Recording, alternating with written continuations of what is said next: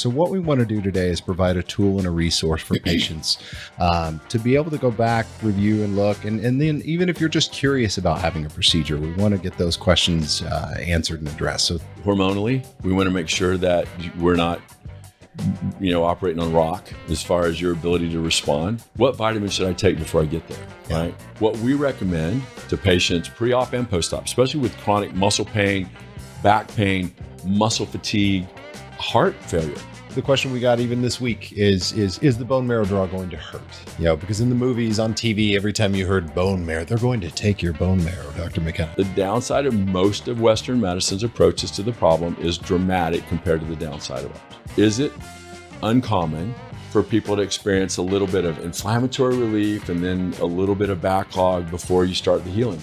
For sure. Welcome to the Zero Downside Podcast with Dr. Wade McKenna, sponsored by MoabTexas.com. Hey guys, welcome to another episode of the Zero Downside. Today we're going to be discussing the common questions we get from patients when they book their procedure, and they have many questions prior to it on how to prepare themselves, how to optimize their body for the procedure, and then every question in post-op as well. So everything from when can I exercise, what are my restrictions, to everything after. So I'm going to let Mike lead us off here and get us started with Dr. McKenna. Absolutely. Thank you, Hannah. And we are so glad to be back with you all. And we always appreciate your viewership and your support. Today is a special day because it's a day where we get to talk about a major decision, which is having a procedure, specifically involving what we do, what you do best. And so with that comes a lot of questions. And these questions can be asked with Hannah, oftentimes via email or phone before a case. Ashley fields a massive amount of questions, and she does a remarkable job. And then we even have patients, as they're being put under, start to ask us questions. And we say, okay, you're not going to remember a whole lot at this point, but let's get these addressed. So what we want to do today is provide a tool and a resource for patients to be able to go back, review, and look. And then even if you're just curious about having a procedure, we want to get those questions answered and addressed. So thank you for submitting them first off. And with that, I will kick it off to Dr. Wade McKenna. Okay. All right. Well, we spend so much time in the actual contact with the patient that it feels like the episode is really just to get something permanent down as the answer, because we've answered these questions usually for people I know that moving the chair probably just screwed everything up for you, right? But by the time that we get to that point, these patients have I've answered the question, but it's just a lot, right? So it's not that it's the first time they think of it. It's that they've had it answered during the application process, but there's so much to process because they're worried about getting here and how to get it done and talking through the process. And then at the time of our visit, I'm going over films. They're trying to get to know me, and they're getting used to being in the clinic. At the time of their call with Dr. Phillips, they're overwhelmed with some of the information. So, and then the day of the procedure, we go through everything and we're talking to make sure, do you have any other questions to ask? So these questions are the same questions that we work really hard to answer at multiple points in your visit. What I'm hoping this episode becomes is hey, like and subscribe. And on this episode, hopefully, we've kind of covered the generalities, because the generalities, look, everyone is different. Every procedure is unique-ish, right? Yeah. I mean, after 20,000 bone marrow draws, there may be some individual differences, but for the most part, whether you're having an injection or a surgical procedure with an injection or some combination thereof, our pre-op plan that we go over with you is, when people say after surgery, well, what happened? Exactly what we said was going to happen, right? So, in the room when we talked about the scope and we talked about the MRI and we showed you everything that was wrong, that's what was done, right? We addressed all that, and we left everything cleaner than it was. We smooth up all the rough surfaces. We shrink down all the areas of tear. I get rid of all the inflammatory tissue, and I put cells in your knee. At the time of arthroscopy, there are some unique individual differences. There are some people that had a giant cyst within the meniscal area. You never want to be the interesting case, right? I mean, we have plenty of interesting cases. We had a guy last week. I cleaned a ton of gouty crystals out of his knee. I mean, to the point where it looked like someone had taken powder and baked it and threw it in this guy's knee, and there's just giant pieces of calcium pyrophosphate, all this crystalline deposition that were taken out. That's a little different than the usual knee scope. Yeah. But for the most part, we've worked hard to answer these questions. So I think this is hopefully the opportunity to get something hard down that should be. We're going to work really, really hard to make this as applicable to everybody as we can, allowing for the individual differences associated with your procedure and kind of what we did. How about that? I love it. There's really hard to talk about stem cells in general. Yeah. And it's really hard to talk about. But for the most part, what we do a lot of. And there shouldn't be a lot of outliers at this point of something we've never seen before, right? Now, I will tell you, and surgeons and doctors in general have a problem doing it. I will tell you that as a medical student on my ENT rotation, I bet I heard the ENT surgeon tell 50 patients, those are the biggest tonsils I've ever seen. That was the worst I'd ever done. Do I think that every one of those patients over the 50 that I did with him was worse than the one before? No. Is he trying to let the patient know he really cares about him and that this is really individual and unique? Sure. But we still have patients come by. Oh, the doctor that did my shoulder said it was the worst rotator cuff he'd ever seen. That's the 5th time we heard that today. Yeah. Right? Mm-hmm. So for us, in general, if you've already had a surgery and it failed, it's bad because you had something done. It destroyed the tissue bed we're looking at. There's not a lot of vascular spine. We're having to undo a lot of that, right?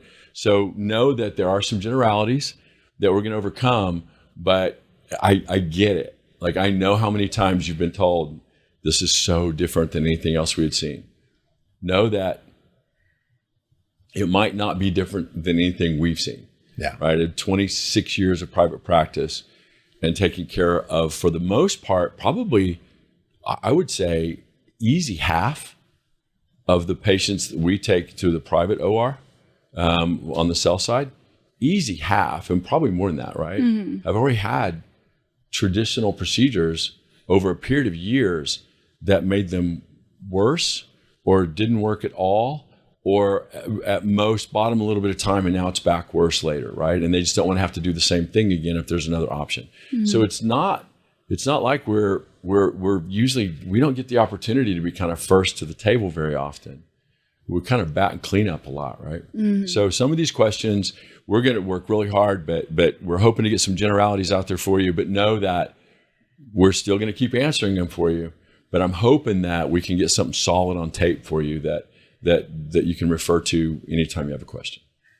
Well, let's start off with the pre-procedure question that I always get asked. And that's if they usually are booking a few months out, I'll usually get an email that's like, hey, watched the podcast, like one recently, and it intrigued a question, what can I do nutritionally with IVs or with supplements to optimize my body for the procedure I have coming up? And that's again, that's one of those individual questions sometimes, because and I think I've said this one time before, but one of my favorite questions to ask medical students or residents when someone comes in and they start asking about the nutritional therapy we do, because we do a lot of IV nutritional therapy in the clinic, is, well, what's the most important vitamin for someone to take? And I think I've had 2 students ever get it right, and it's the one the patient's deficient in is the answer, right? And you don't know that for everybody until you look at some labs, see what their symptoms are, see what their goals are, right? So for us, there are some general guidelines. I think that hormonally, we want to make sure that we're not operating on rock as far as your ability to respond.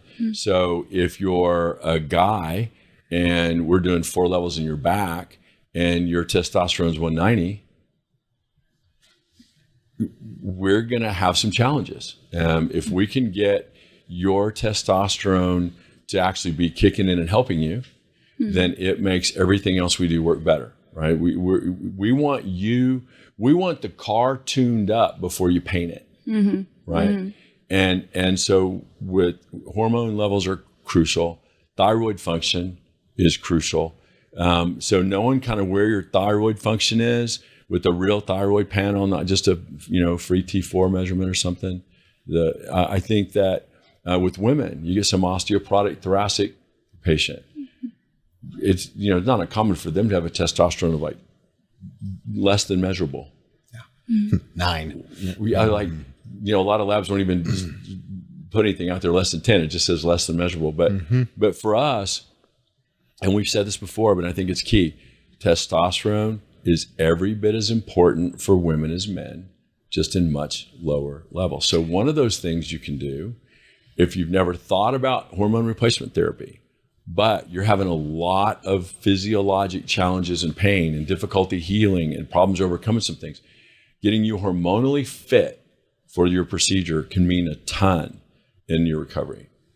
Can we touch on that briefly? Because I think a lot of people associate testosterone with strength, right? And muscle mass. But it's so much more. You've talked a million times that I've been in the room where you talk to a patient about recovery and how important the healing process is involving recovery for patients. So can you touch on that just a little bit? Yeah, there's a lot of hormonal feedback loops, right? And again, we talk about peptides, talk about amino acids. Amino acids are the building block of a peptide. Peptides are the building block of proteins. Proteins are the building blocks for hormones and enzymes. So hormones are the feedback that provides nutritional health pretty much to everywhere and kind of is the regulatory system that is going to be, it's one of the things that are altered the most with big amounts of cells, right? Is your inflammatory load, your immune system. Again, cells can only do 3 things. One is they provide nutritional support, peptides and proteins, exosomes for regenerative uses. They provide immune function because they modulate your immune response.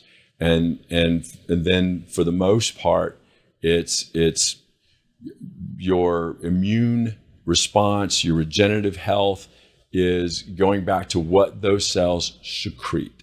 They secrete over 7,000 peptides and proteins, right? And so hormones being one of the keys, that's kind of the upregulatory status to kind of give the cells less to do so they can focus on what's really wrong. So I think hormone therapy is crucial in the recovery of getting rid of lactic acid, recovering for strength, sleeping, sexual wellness, muscle atrophy, healing after a procedure.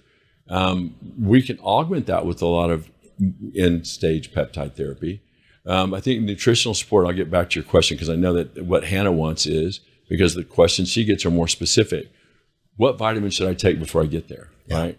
I don't know that there's one for everybody. I know that we have to be really careful before we're doing a spine procedure, neck, some of what we do, because a lot of nutrients or vitamin supplements are kind of have a little bit of a blood thinner effect.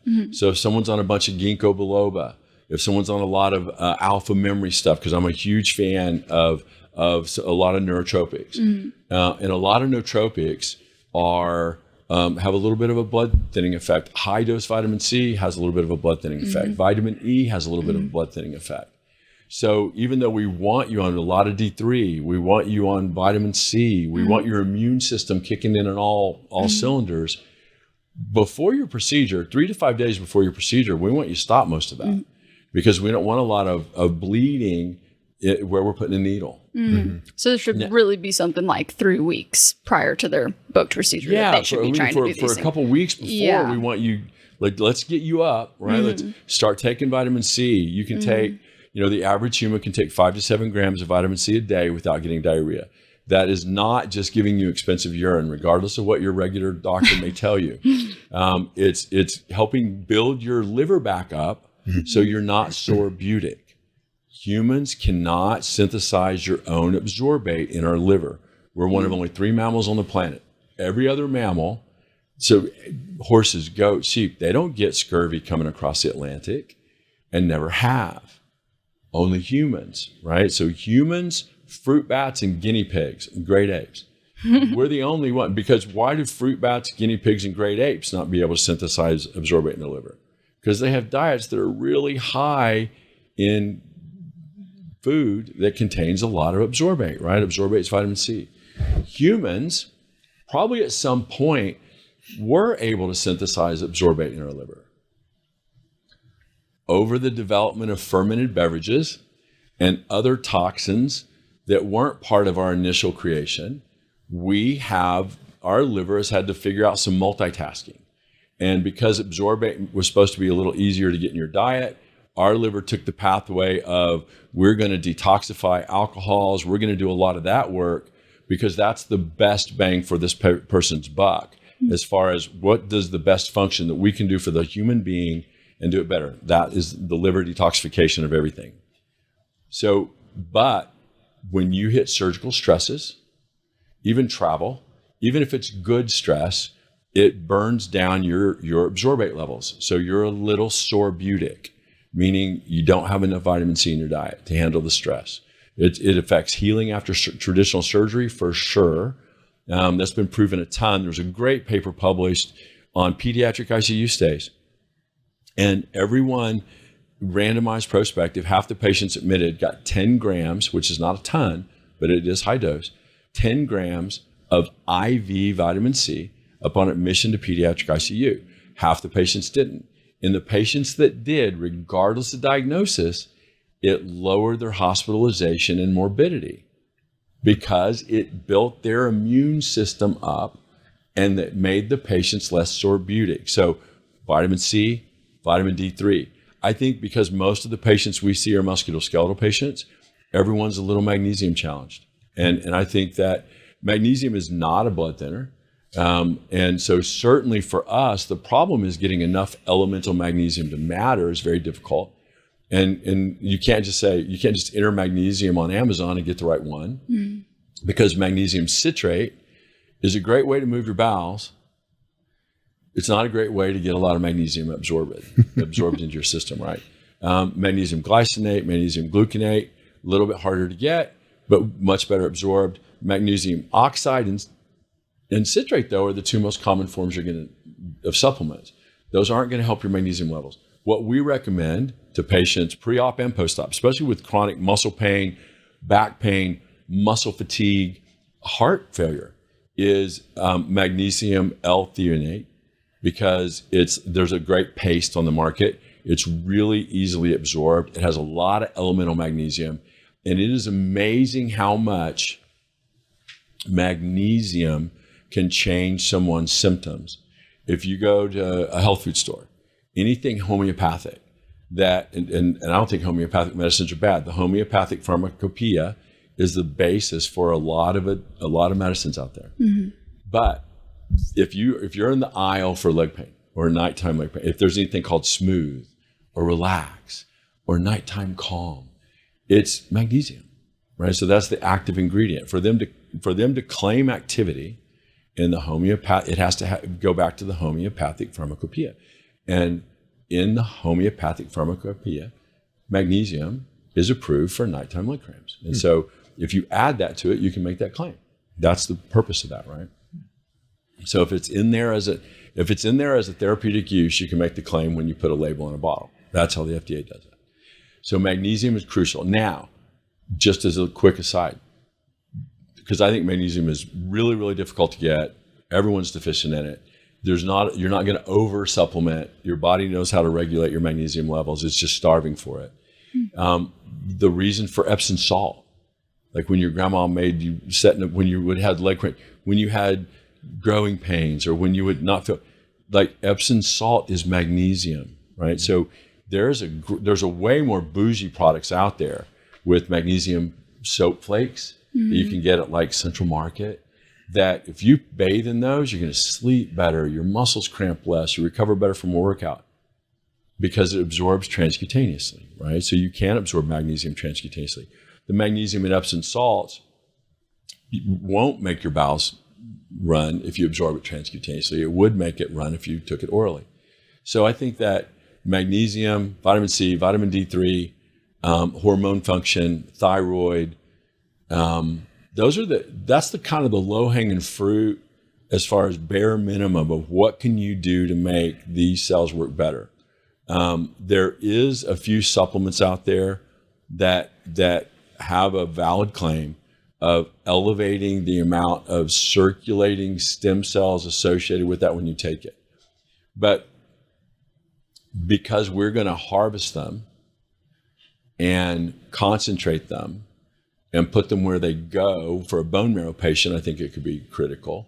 But I think for the most part, do we have any data that shows those supplements augment what's in your bone marrow?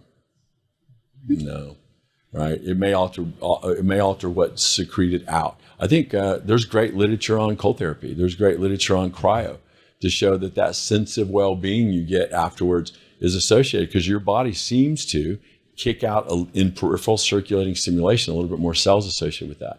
So I think that can it help in your recovery? Yes. So if the question is, we'll hit some of these along the way.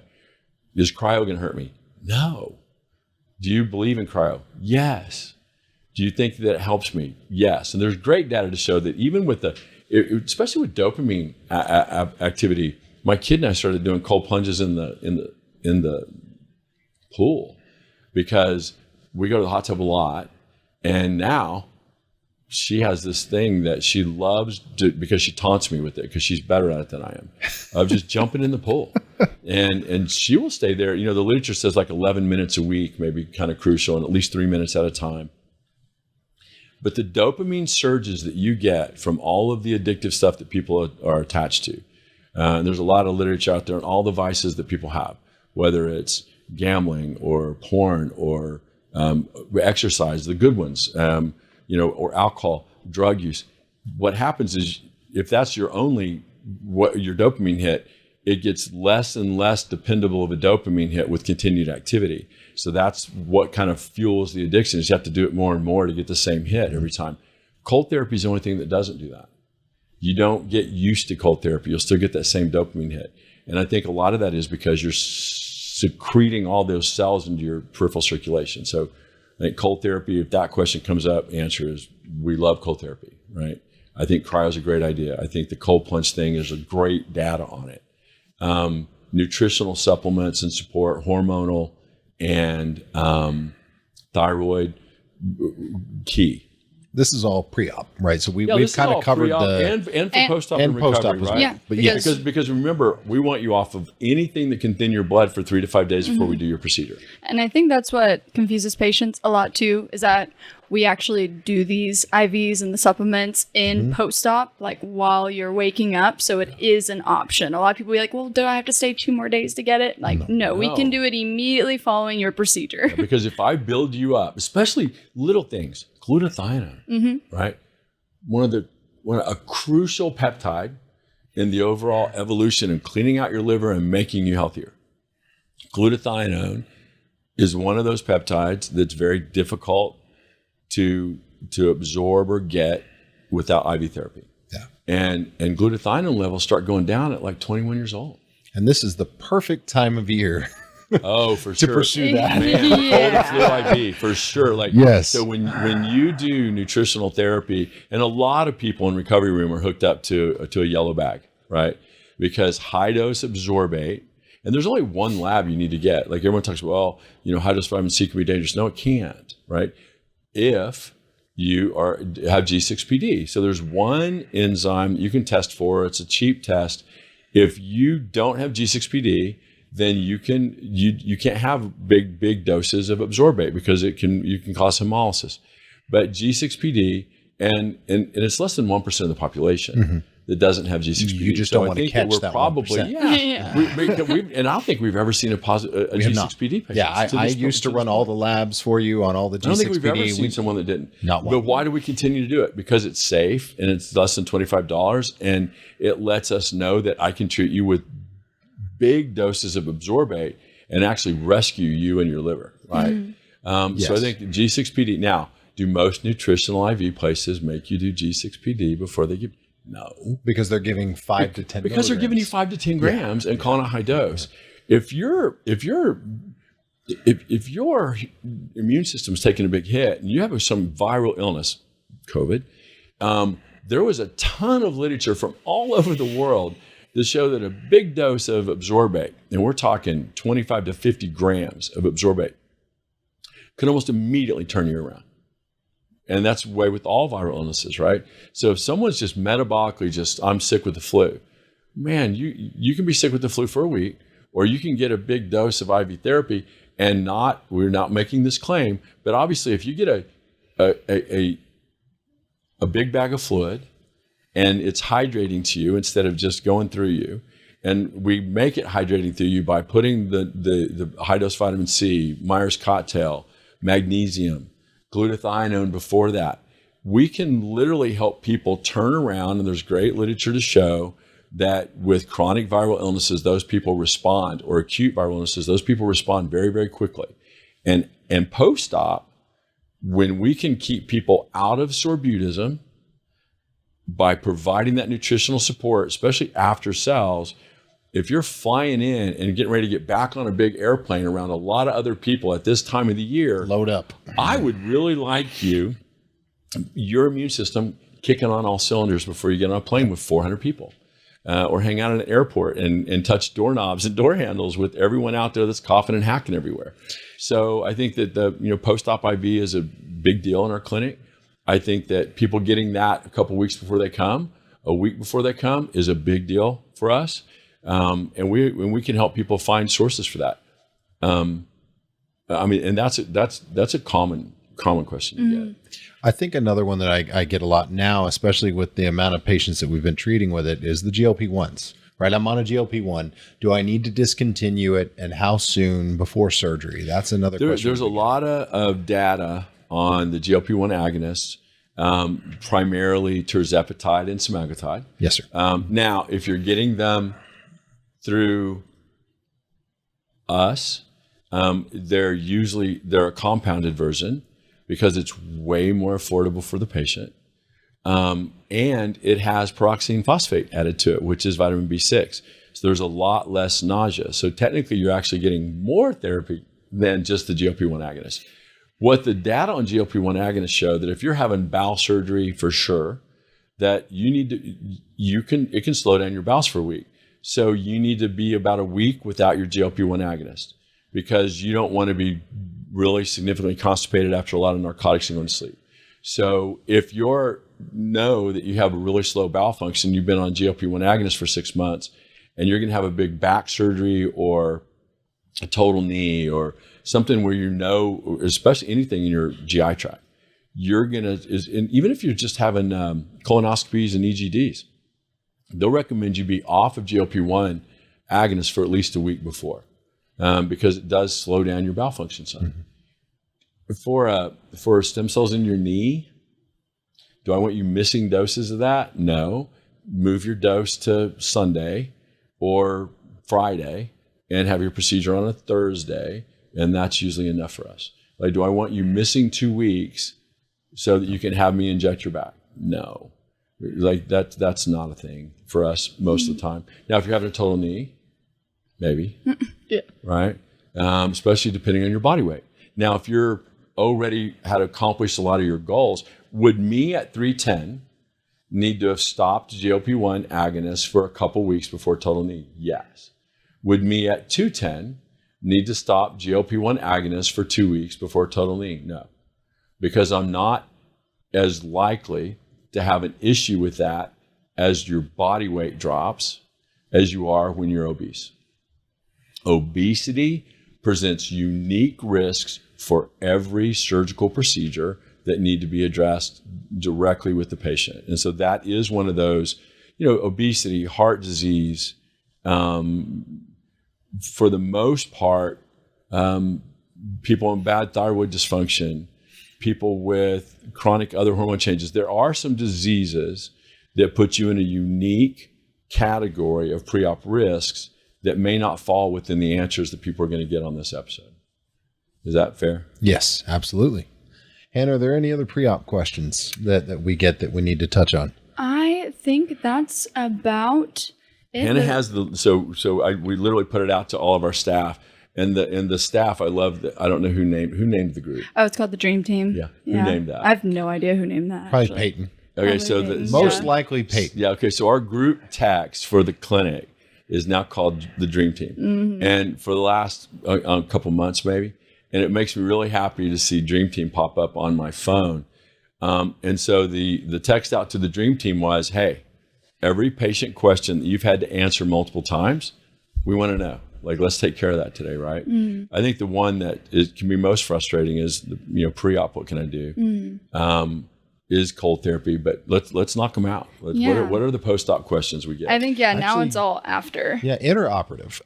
The question we got even this week is the bone marrow draw going to hurt? Because in the movies, on TV, every time you heard bone marrow, they're going to take your bone marrow, Dr. McKenna. I worked It really was hard to frightening. make sure I worked that into every episode I think we've done so far. Yes. Is that we can't put local anesthetic and steroid around the cells. It kills them all, right? Yeah. So anytime someone says, oh, I had a stem cell injection, well, and look, horrifyingly, there is a surgeon, foot and ankle surgeon in Florida, that came up here. We taught him, and most of the people that learned how to do the arterial site, the draw using the bone marrow harvest catheter that I designed, initially, especially 10 years ago, most of the people that learned how to do that learned how to do it from me. And so that bone marrow harvest draw, you would see someone get back and they'd send me a video and say, hey, I put this on my website. And they'd show them using the draw catheter and everything's going great. And they harvest the marrow. And then they're injecting the plantar fascia with the cells and using it with a lot of local anesthetic and steroid. And I'll be like, what part of this did you not get, right? Like, we can't. Now, the opposite of that isn't true. After I harvest your marrow, I can do a block to the top of the iliac crest. So that block is going to last usually the whole first day. So when I harvest the marrow, that's the place I can put local after I pull the cells out, right? Because we make we've made a hole in the periosteum covering that bone. And when I put a block in it, most people wake up without any pain. And even when the block wears off, for the most part, it's not a very painful procedure. It's 3 to 5 minutes.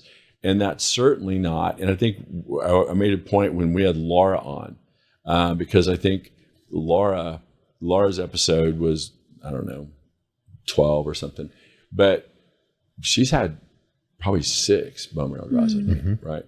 And she's never had any pain with them. And for the most part said that all the horrifying stories she got were all wrong. So I think that when patients get through the bone marrow draw, the other question you get about bone marrow draw, let's knock those out real quick. How long is that hole going to leak for? That's a little bitty hole in a bone that heals really fast. I can't find that same hole if we're coming back within a couple weeks. We're redrilling it, right? And oh, by the way, how long does it take those cells to come back? I can draw cells from your marrow about every other week and get the same cell count. Over time, it will go down because you don't have as amount of cells as you used to have, and the cells you have aren't as good as they used to be. But your bone marrow is not going to depreciate in a month, right? So if I drew great cells off there in 1 month, the next month I can draw the same cells up. And now that we have honed the procedure down a lot with the catheter and everything, if I draw cells from one side, if we need more, I can almost always get exactly the same cell count by drawing cells from both sides at the same time. So the hole fills in very quickly. You can draw it multiple times. The cells recover very quickly.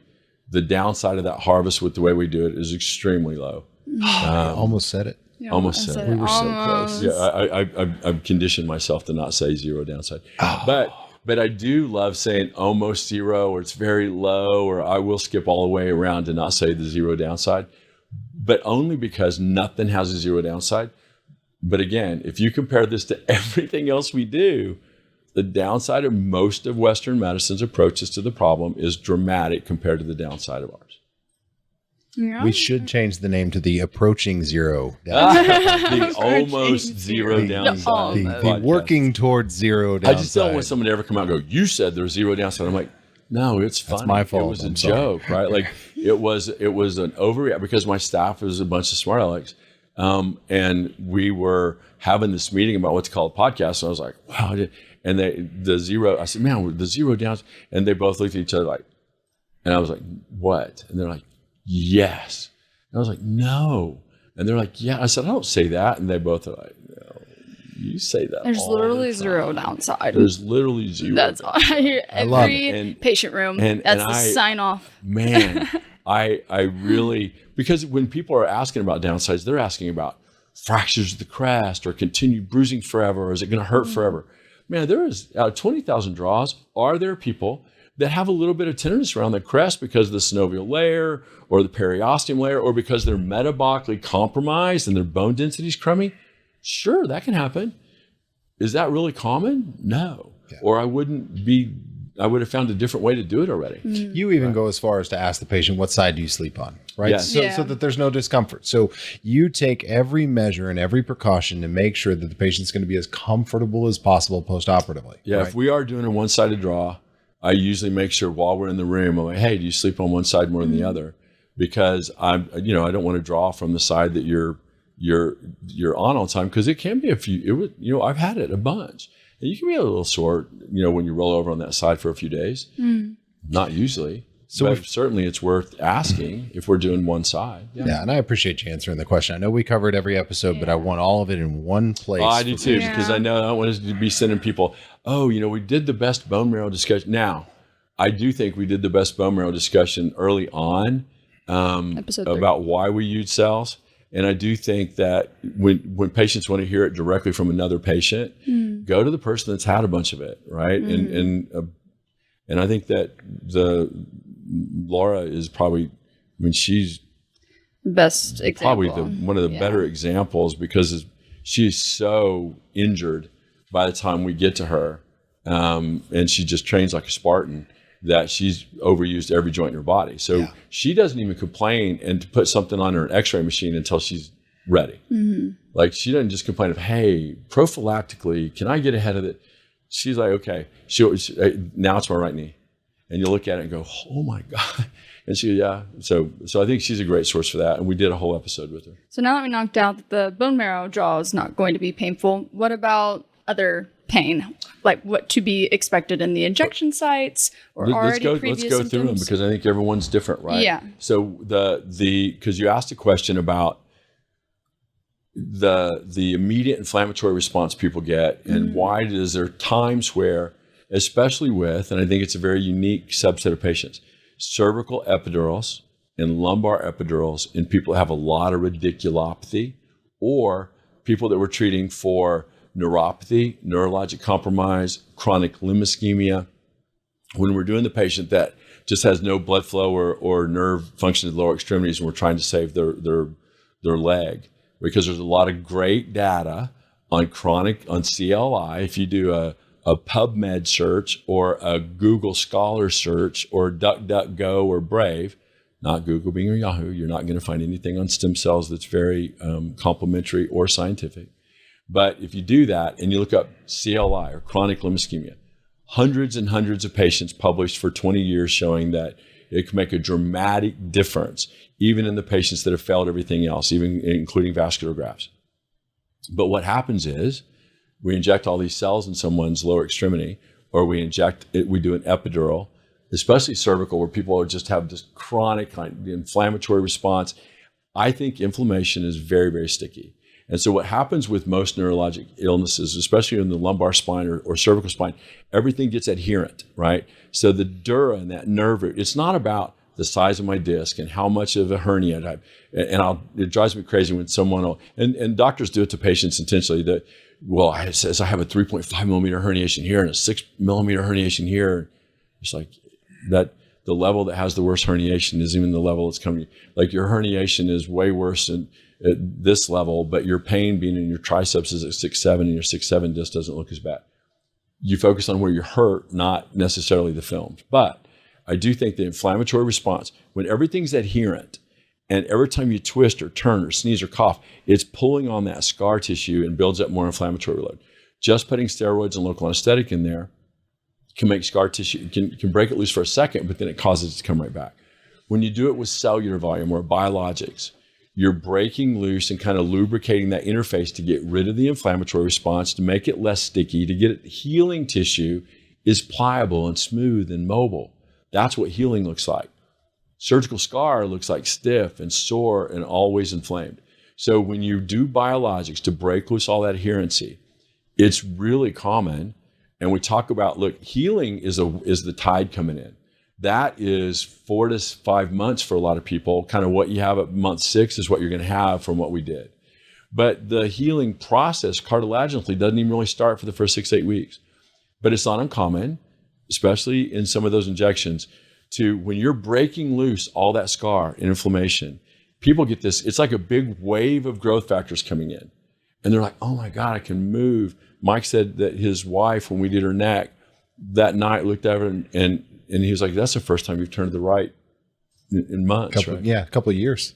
So she was immediately, because you're breaking loose some of that. Now, the big wave of growth factors comes in, but following the wave, you still have to let the tide come in to get better, right? So you see this big wave of relief, but then because your activity level can change a little bit, and because now we want you to start stretching and maintain some mobility and not give in to the pain, we want you to do stuff, right? Is it uncommon for people to experience a little bit of inflammatory relief and then a little bit of backlog before you start the healing? For sure, right? Because you break everything loose. Now you're doing a little bit more. Now you're stretching out. Now you get some secondary inflammatory responses. So for a few weeks, I was great. And now it feels like I'm kind of getting sore again. Yes, but it's not that you're going backwards. The cells have not worked at 3 weeks. You're getting the benefit of the way we do the procedure to break loose all that. And you're getting the benefit of what we used to do that. But you're not getting the benefit of the biologics yet. It takes weeks and months for things to actually heal. So that initial pain response relief you get, great. We're happy about that. Is that what we're looking for with the procedure? No. So lumbar epidurals especially, cervical epidurals especially, even some knees. You put all that fluid in there and like, oh my gosh, it felt so good. Now I'm starting to get, like, it feels like I'm going backwards a little bit because cartilage isn't growing yet, right? Yeah. We lowered the inflammatory load. It's going to come back, but it's not going to come back as bad, and we should be able to get you over the hump. Nerve injuries. I tell people all the time when we do, especially even in surgery, carpal tunnel, cubital tunnel releases, cervical epidurals, lumbar epidurals. When we take the pressure off a nerve or break loose scar, and people get that immediate, oh my gosh, and then they get some rebound, oh, now it hurts worse. It won't hurt worse. Give it a minute, right? So especially even with carpal, something as easy as carpal tunnel, it's amazing how many times a patient has carpal tunnel that thinks they have disc in their neck or a bad shoulder, because the nerve is like a big garden hose with a kink in it. You can't tell where the kink is. Pressure's building up at the faucet, no water's coming out. We have to figure out where the kink is. We have to nerve studies, MRI, physical exam. Once we figure out where the most likely kink is that's causing you the biggest problem and treat it. The analogy I use in clinic all the time is it's if you step on someone's throat long enough and hard enough, how long your foot was on their throat and how long it takes you to get it off and what the health of that person was matters a lot to what happens when I take the foot off your throat, right? If it's young and healthy and it's only been on there for a minute, we may take it off and everything just be almost get back to normal really quick. If you're not young and healthy and we take that foot off for a while, there's a lot of overreaction. You got to cough and hack to get your breath back. The nerve does that. You take the pressure off of it and the inflammatory, and it's like, comes up for a breath. Like if you've held someone underwater long enough, they're going to violently get to the surface and work on taking a breath. They don't just get to the surface and breathe normal, right? And that's the same way that the human body is going to react with inflammatory load or scar tissue or surgery. Is there's a little bit of, I got to get normal again. I got to get my breath back quick, that nerve is doing to just get its health back. And I think that overreaction with especially with neuropathy, it's just, you may be feeling something for the first time in a long time. Yeah. Like the nerve is dead and you start getting a little feeling back and it's, oh my gosh, my pain's getting worse. Yeah, because the nerve's coming back alive. It's been dead. Now you're actually starting to feel stuff, right? Now it will get better as the blood supply normalizes, as you get past the inflammatory load. As you get more health back, it will feel better. But the initial phases of numb and dead is feeling something, and what you feel may not be pleasant, but you will get past that. That's Right? a great answer. Is that no, kind of the, I appreciate that answer in detail because I think people don't appreciate how long it takes for a nerve to regenerate through the process. hey, look, the nerve heals for a year, right? I mean, even with carpal tunnel, people are dramatically better pretty quick. Like they may wake up in recovery room that night after a surgical release, maybe the first night they haven't woke up with their hand numb and tingle, or their shoulder hurting, or their neck in a crick in years. Does that mean the nerve is healed? No. It just means now there's a little bit of room for the swelling, and it's not going to wake you up to make you move it, right? We talk about that all the time, like nighttime pain and moving around. When people are like, well, when I sit and sore, I get stiff and sore. Yeah, because if I give you a hot rock, and that's what inflammatory load is when it sets up, right? It's just, you can't get away from it. If I give you the hot rock and I allow you to do this with it, you can hold it until it cools off. If I make you hold it in one place, if you're asleep, your body's going to wake you up to make you move around a little bit to kind of give that inflammatory load a chance, get new stuff in to move it around to kind of wash out the inflammatory load, right? There's a reason why people have a lot of nighttime pain and discomfort after a big day of activity. Well, it didn't hurt all day when I did it. Yeah, because you're moving around. But once you lay down, now that shoulder, you can't get comfortable because during the day you could kind of move around. You were hurting, but now you're in one place. And that hot rock thing is getting you. So you got to move around a little bit. I think that that's really common symptom after what that people start to notice when we treat them. I like that analogy a lot. So we've talked about cervical and lumbar.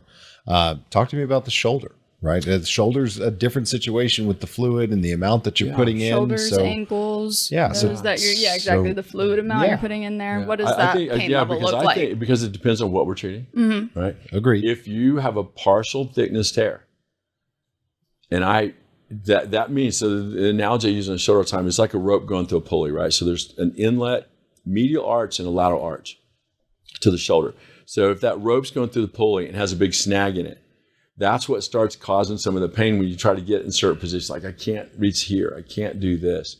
Like, you have to pull your elbow back to get your hand up. You can't get milk out of the fridge. You can't reach in the back seat because you're getting that snag right underneath your spur.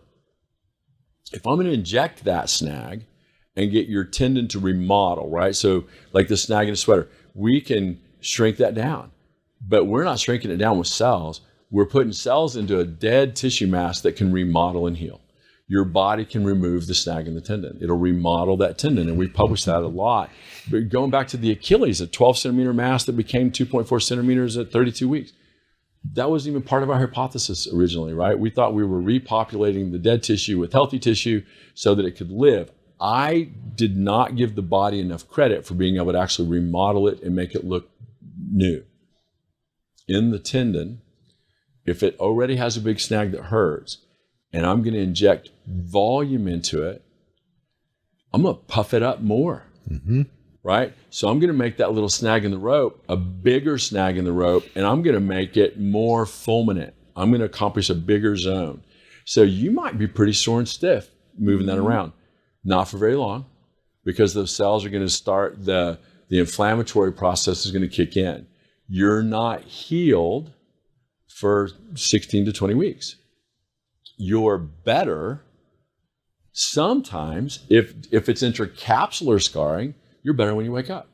Because I'm injecting enough volume in the capsule to break loose all those adhesions, and I'm taking someone that can move their arm to here, and I'm moving them to here.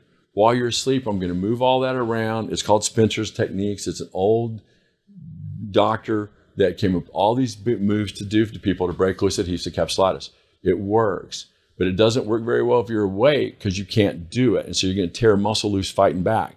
If you're asleep and we look at that adhesive component like the old balloon that's all scarred in, when I inject it, it's like blowing air into the balloon. I'm going to break the scar loose by putting cells in a volume within the capsule to break it loose, and then I'm going to move it around.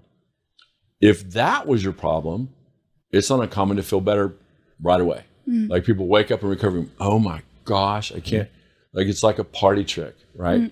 If it's cuff that's your problem, and I'm injecting all that into the lateral row of your cuff, man, wow, it's really sore to get my arm. Yeah, that's right where all that tissue is.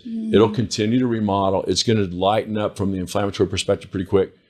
Don't stop moving it. Like, when can I do stuff again? Yeah, that's going to be my next Whatever question. you could do before you got here, you can start doing as tolerated by pain and swelling, right? And you also always say my favorite thing is you're never going to be in any more pain than you already are in. When you're having your bad day, Yeah. that's as bad as it's going to be after we do you, probably, right? Like, it's not going to make you worse than when you were having a bad day because it's the same process. Everything swells up and hurts.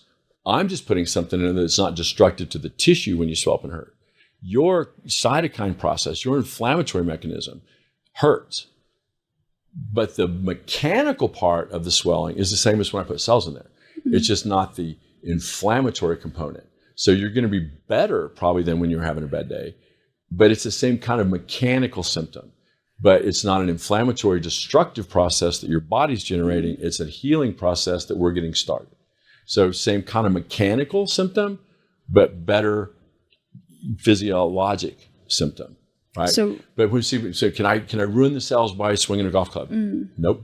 No. You can't make the cells not work other than with steroids, local anesthetics, or or a lot of anti-inflammatories. That's another thing. When can I take my anti-inflammatories again? If your anti-inflammatory is 16 Advil a day, I don't think anyone should be taking 16 Advil a day. Like, ever. Like, if you're taking 16 Advil a day, you're going to have a hole in your stomach. You're compromising your liver. If you're taking a bunch of Tylenol every day, you're compromising your liver. If you're taking a bunch of naproxen every day, you're hurting your liver and kidneys with Advil and Aleve, your ibuprofen, naproxen, liver and kidney dysfunction, Tylenol, liver dysfunction.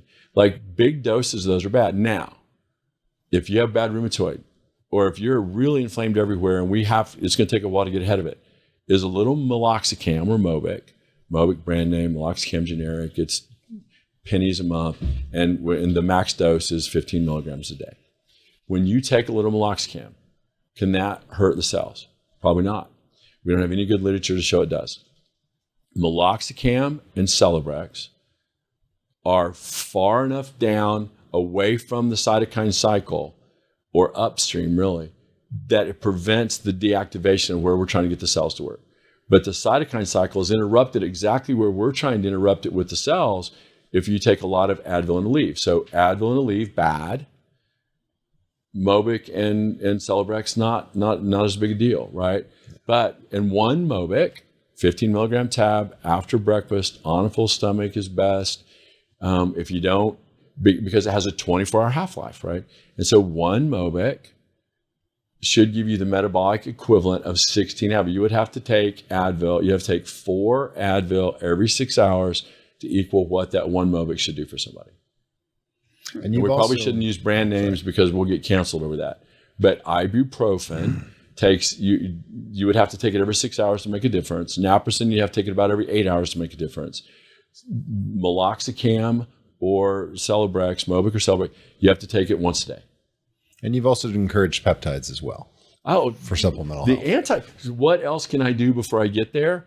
Peptide therapy, right? If we get you on a nighttime agent to elevate your IGF-1 receptor, to get your IGF-1 in better position, IPA-CJC, Cimarelin, nighttime administration of those, if there's a way to help your cells do a better job, that's the best hack ever, right? Because we're going to get you out of that inflammatory load and help you kind of on the regenerative side of IGF-1. BPC 157. Does BPC 157 work? Yeah. What does it do? It's literally, BPC stands for body protection compound. What is it? What do you think it does? It was named body protection compound, and it's an anti-inflammatory agent, right? So now we have a lot of weightlifters and UFC guys, and all these guys come in, and they call it the Wolverine molecule. Yes, it is. Right? Because it heals everything so fast, right? Everyone, if you're an X-Guy fan, you know the Wolverine's superpowers, it can heal. So they call it the Wolverine molecule. Does it make you heal faster? Maybe. But how does it do that? Because it gets rid of the inflammatory hurdle that your body has. It gets rid of the speed bump to you healing. The inflammatory load creates a speed bump impediment to you going forward, right? You got to drive through the wall. BPC lowers the wall, right? We're going to make it easier for your body to get through the inflammatory response. So I think BPC 157, and is there an advantage to inject, like if it's my shoulder, is there a great advantage to inject it right around the shoulder or just sub-Q? Ish, right, is the answer. So when people say, if I inject it right around my shoulder, it makes a big difference. Great, inject it right around your shoulder. If people say, man, if it hurt everywhere, just a sub-Q administration of BPC work? Yes. Do I take BPC twice a day? Yes. Where do I inject it? I inject it in the morning around my shoulder. I inject it at night in my flanks because of neck and back. Do I do it every day? Nope. I take Sundays off. Is it the only compound I inject in the morning? Yeah, I think so. Other than GHK, on days where if we're going to do a collagen, like when we do my hair, I think GHKCU, from a collagen perspective, we're taking in the morning. I think Kisspeptin, melanotan 2, PT141, those can be morning peptides because you want to avoid a bunch at night when you should be taking your ipamorelin CJC. So IPA, CJC, 1295.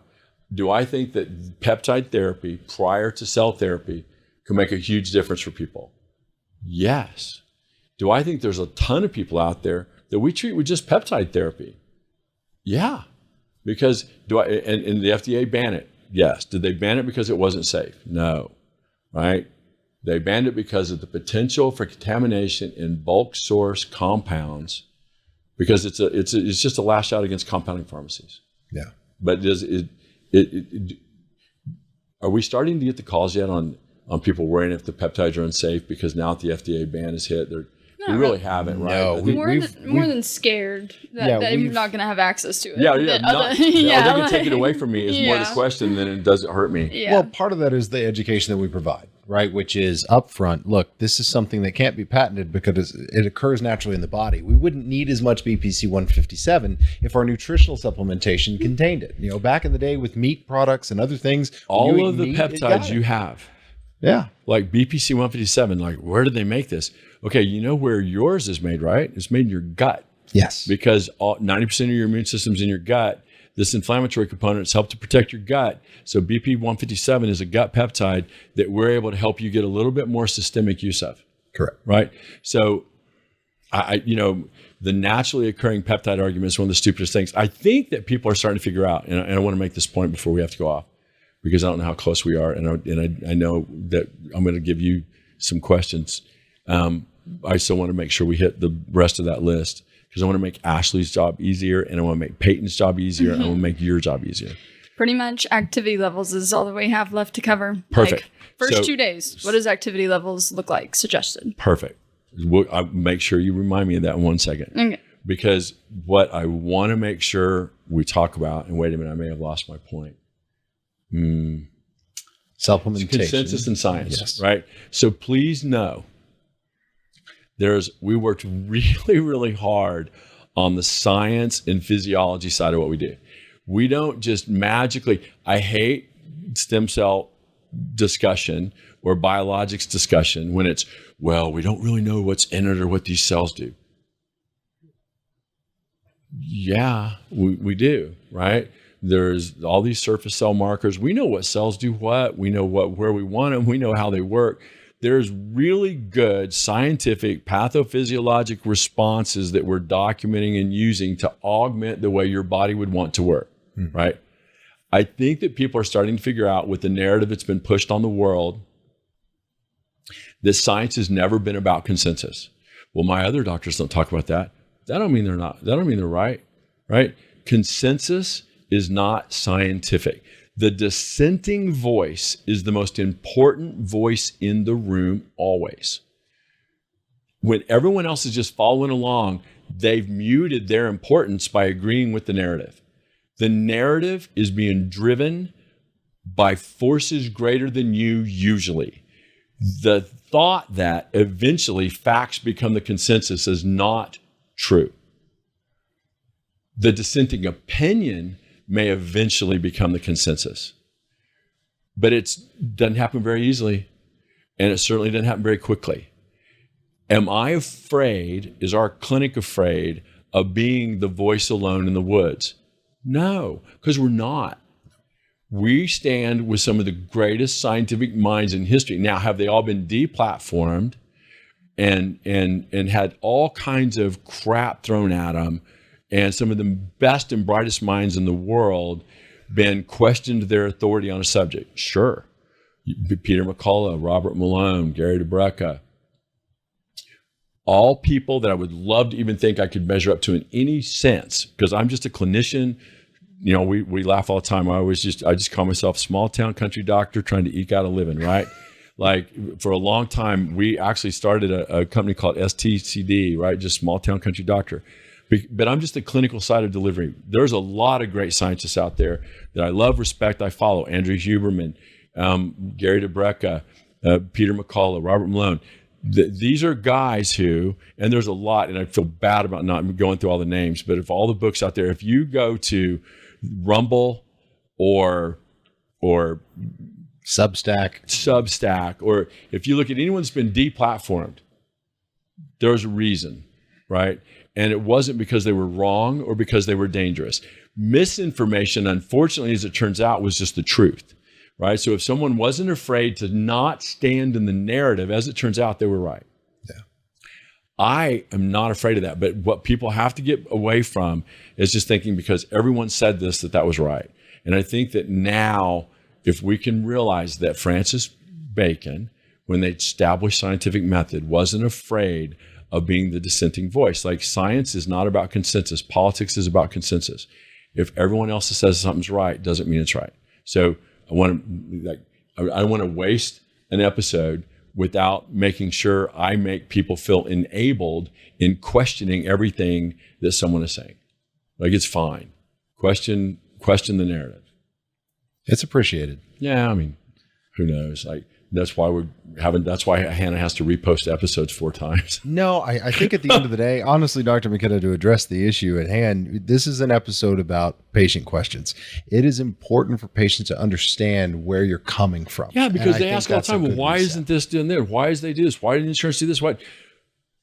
Because it's not their narrative, right? Like structure and function and healing of the human body is not part of healthcare. It's illness care.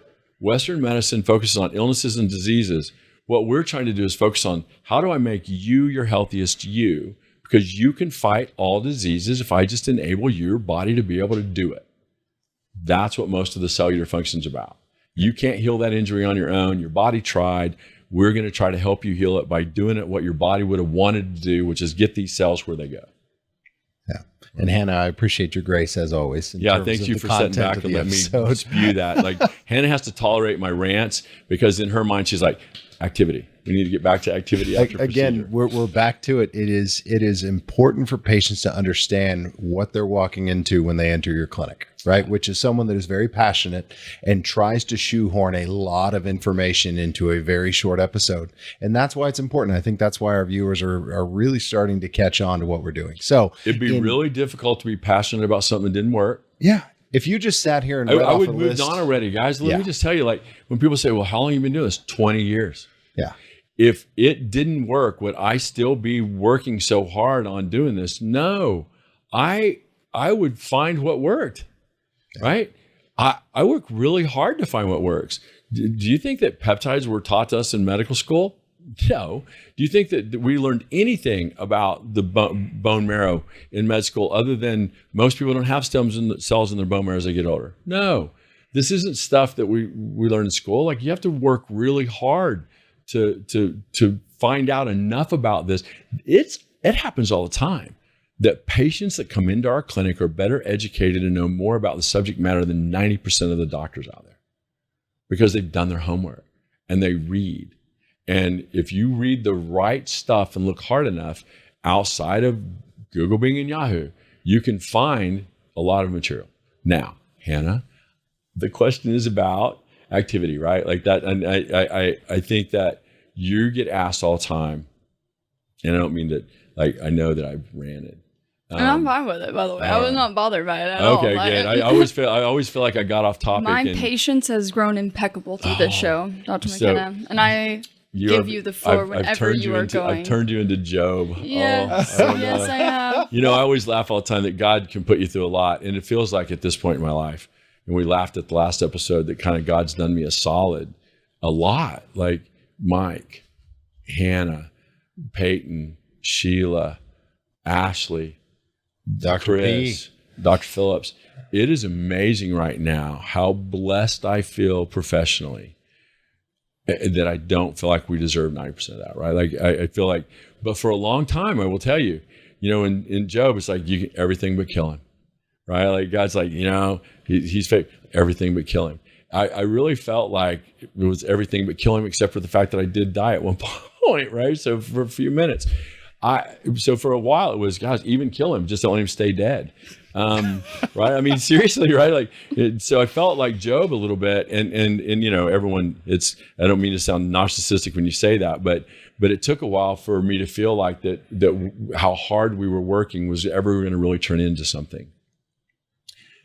Now, having said that, I think that when people ask the question for a procedure, when can I do something? My answer is always and very consistent. We laugh at me and say, you may not like me, but I'm consistent, right? And we know I understand I'm an acquired taste. Whatever you were doing before you got here, you can work your way back to doing pretty quick. Can you hurt the cells with doing stuff? No. More structure and function, the more activity, the better. Well, when can I start stretching out? When it feels like you can stretch out and not hurt a lot. Do I work through a significant amount of pain? No. Like stretch into it, work your way as tolerated by pain and swelling. If you have a lot of swelling after a procedure, work on getting the swelling down. Gentle range of motion, light exercise, you're working with some TheraBands. Do I ever think it's going to be time for you to go out and start doing heavy deadlift again after we've done a back procedure? I don't think that's best bang for your buck, right? Like if I give you new tires on the car, and you want to go burn them off and drive 90 down gravel roads, that's up to you. I said I was probably not the best use of the new tread on the tire, right? So make better decisions with the new tires and you won't need them again. But am I here to help you get back to whatever your desired level of participation is? Yes. Will I keep you from doing that? Does it hurt what we've done? Does it destroy the cells? No. Right? So I think that activity is tolerated by pain. And yes. Do I ever want you doing exactly what you did when you got hurt? What do you think? Right? Was it a normal everyday thing, or did you fall from a ladder at 90, hanging off the side of the deal, putting up Christmas lights? Don't do that again. But can you start raising your arm, working with light resistance? Sure, I want you to do that. You can't hurt the cells by doing that. Well, amazing. We made it full circle. We made it full circle. I love it. That majority of your questions you found and got answers to in this episode. And I'm going to let anybody else say a sign off if they would like to before I cut us off. Michael? I will. Yes, you get the last word. It is Dr. Wade McKenna. So I want to honor that. I do want to say I appreciate you as a practitioner. I appreciate your passion. I know sometimes the way we deliver content is messy. And here's the thing. I love the mess. I love the mess that we create because it's involving passion. If it were rehearsed, if it were simple, we'd just be in an office doing coded orthopedic procedures all day. So well, we definitely, this definitely isn't rehearsed. Mic drop. Yeah. I'm sorry. Right? Yeah, I like that's the my mess. moment Like I'm there. okay. And here's the thing. I'm not afraid to clean up the mess. I want to look everyone in the eye and tell them, thank you so much for, please like and subscribe. Like we're working hard to try to get enough content to make our staff's job easier and to make our patients' job easier to send other people to us. Thank you so much for your trust. And we're continually humbled by the ability to take care of you. We'll see you next time, guys.